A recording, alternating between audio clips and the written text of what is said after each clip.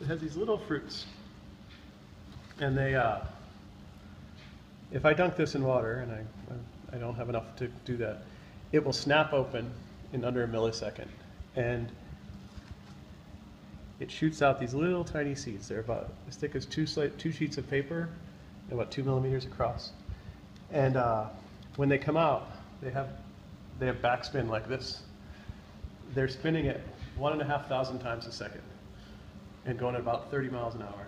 And what that does for them is by spinning like this, they stay streamlined, right? So they're a disc. In fact, this is what the shape of them looks like. This is a blown up model of one of those seeds.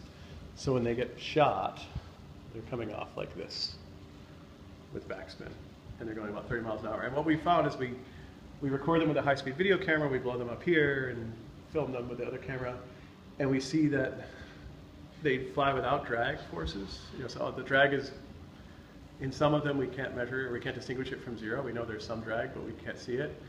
And with some exceptional ones, they have a little bit of lift, because again, sort of like a tennis ball with backspin, it's going to rise a little bit. And that's puzzling to us, because it's sort of, you shouldn't be able to generate lift if you have low drag, because your shape shouldn't be able to grab the air. But it has some features on it that maybe are responsible, and we're trying to understand what features about the shape of the seed are important for the aerodynamics for how it flies. So it turns out to do that, well, it's fluid dynamics, so you can't solve it with pencil and paper.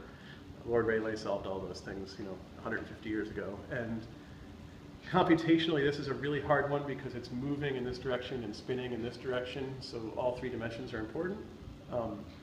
So I don't have a computer that could simulate the flows.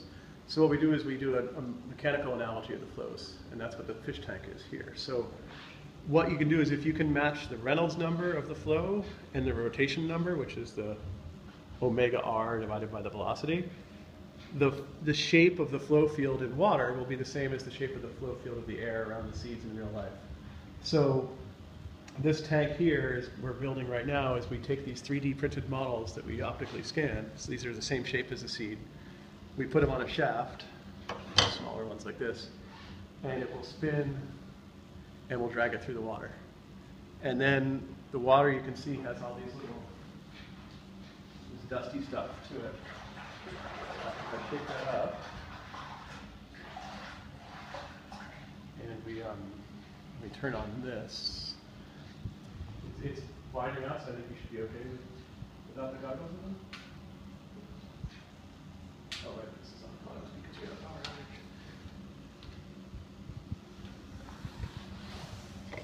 Okay, so I'm going to turn on the laser now, just so you know.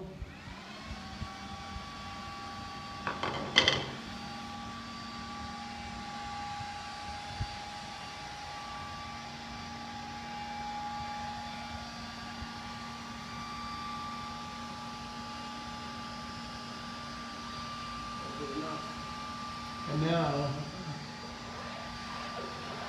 stir this up. Excuse me, I'm going to turn off the light.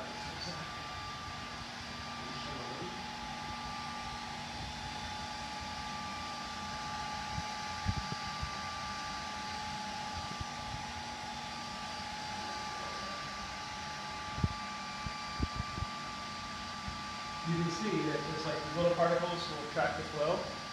So when we drag the model through, we'll have a camera that gets dragged along underneath the tank too. And every frame you can find the dots, and this software will then, frame by frame do comparisons, and you get the flow field of the water from that. And then if you know the flow field of the water, well then you know the hydrodynamic forces that are acting on it. And you've solved your equation of motion, I guess, in a sense. So yeah, so what we really needed from you guys was just a lot of light.